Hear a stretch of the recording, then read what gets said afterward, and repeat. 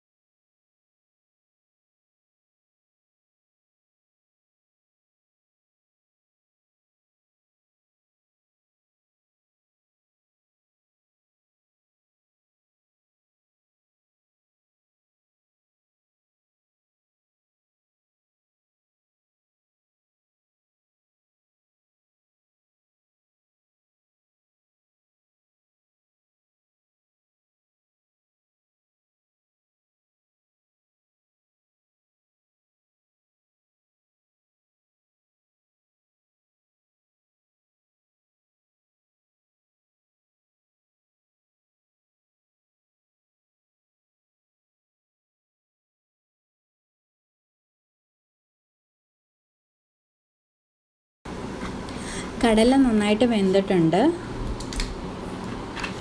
നല്ല ഒരു ഇറച്ചിക്കറിയുടെ ഒരു മണമായിരുന്നു തുറന്നപ്പം. ആ ഒരു ഗരം മസാലയും കൂടി ഇടണം കേട്ടോ, അത് ഞാൻ പറയാൻ വിട്ടുപോയി. നമ്മൾ ഇറച്ചിക്കൊക്കെ ഗരം മസാല ചേർക്കത്തില്ല, എല്ലാം കൂടി മിക്സ് ചെയ്ത് പൊടിച്ചത്. ആ ഒരു മസാലയും കൂടി ഞാൻ വേവിക്കുന്നതിൻ്റെ കൂട്ടത്തിൽ ഇട്ട് കൊടുത്തിട്ടുണ്ടായിരുന്നു.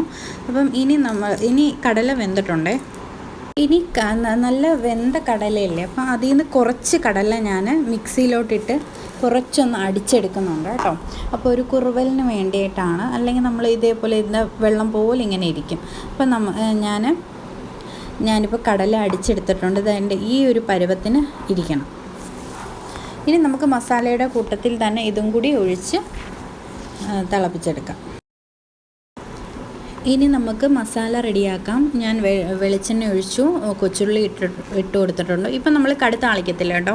കടുക് നമ്മൾ മസാല ഇട്ടതിന് ശേഷം ലാസ്റ്റാണ് എണ്ണ ഒഴിച്ച് കടുകും ഇട്ട് തളിച്ച് ഒഴിക്കാനായിട്ട് പോകുന്നത്. ഇപ്പം മുളക് പൊടി ഇട്ട് കൊടുത്തിട്ടുണ്ട്.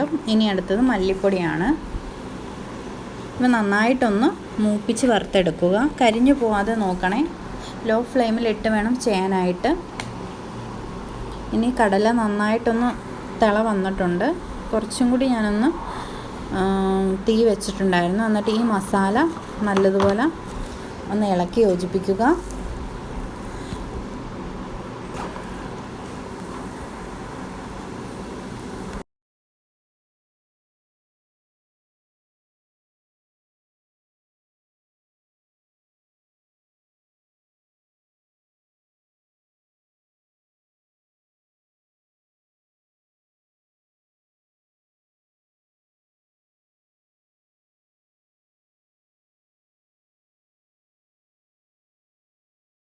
ഒരുപാട് സവാള നമ്മൾ ചേർക്കണം. അതിനെക്കാട്ടി നല്ലത് ഇതിപ്പം ഗോതമ്പ് പുട്ടിൻ്റെ കൂടെ കഴിക്കാൻ വേണ്ടിയിട്ടല്ലേ. അപ്പം ഈ കടല ഇങ്ങനെ ചേർക്കുന്നതിന് യാതൊരു കുഴപ്പമില്ല, നല്ല ടേസ്റ്റും കൂടിയാണ്.